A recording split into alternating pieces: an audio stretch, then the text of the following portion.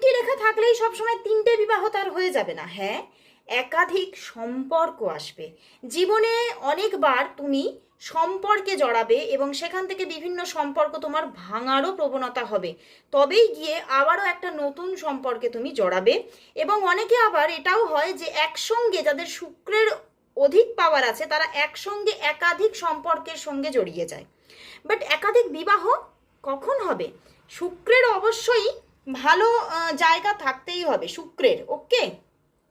তার সঙ্গে এই যে বিবাহ রেখা তিনটি, এটা বিবাহ রেখা আমরা বলি না, আমরা হস্তরেখার জগতে আমরা বলে থাকি ইউনিয়ন লাইন বা রিলেশনশিপ লাইন। এই যে লাইনগুলো, তার উপরে আরও কিছু জিনিস দরকার। দেখো, এই যে ওপরে একটা করে লাইন থাকে, এর ওপরে একটা করে লাইন থাকে, ঠিক আছে? এত বড় তো হয় না। দেখো, এই যে একটা লাইনের ওপরে একটা বড় লাইন এসেছে, ওপর দিকে আড়াআড়ি লাইন এসেছে, এই লাইন